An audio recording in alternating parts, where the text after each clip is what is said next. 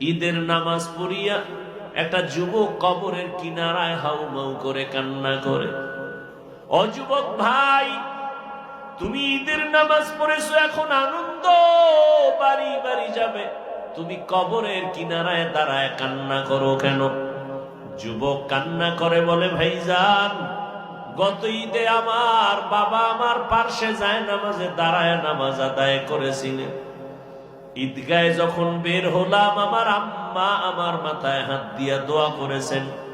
আজ আমি যখন ঈদের নামাজে রওয়ানা, আমার বিছানায় তাকায় দেখি আব্বা নাই, আমার আব্বা নাই, আমার আম্মাও নাই। কে আমার মাথায় হাত বুলাইয়া দিবে? আমার যায় নামাজের পাশে আমার কে নামাজে দাঁড়াবে? আজ আমি বড় ইতিম। আজকে অনেকে আব্বা আম্মা নিয়া কত ঈদের আনন্দ করে, নাস্তা করে, আমার আব্বা নাই, আমার আম্মা নাই, আমি আজ এতিমের মতো একা। আমার মাথায় হাত বুলাইয়া একটু দোয়া করবে, সে আম্মা দুনিয়ায় নাই। আমার বাবা আমার মাথায় ছায়া দিয়া রাখবে, সে বাবাও নাই, আমি বড় এতিম।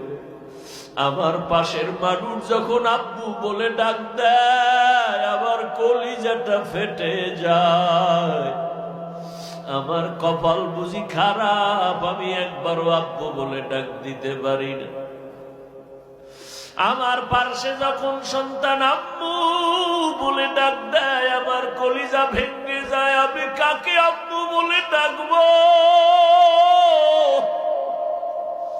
আমার মা নাই। আমি যত কষ্ট করতাম, যেখানে যাইতাম রাতের গভীর হয়ে গেলেই মা বাবায় টেলিফোন করতে, ও বাবা এখনো কেন ঘুমাও না, খানা খাইছো নি, শরীরের হালাতটা কেমন, বারবার টেলিফোন করতে। আজ আমার মা নাই, বাবাও নাই, টেলিফোনে রাত 12টায় কেউ খবরও নেয় না। না খাইয়া থাকলেও কেউ জিজ্ঞাসা করে না, ঘুমাইলাম কিনা কেউ খবর নেয় না।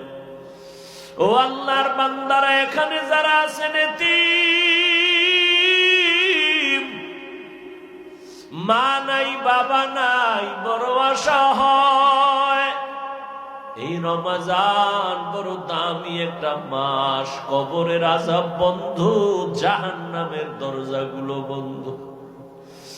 ওই কবরে কোনো আযাব নাই, রূহগুলো অপেক্ষায় আছে সন্তান।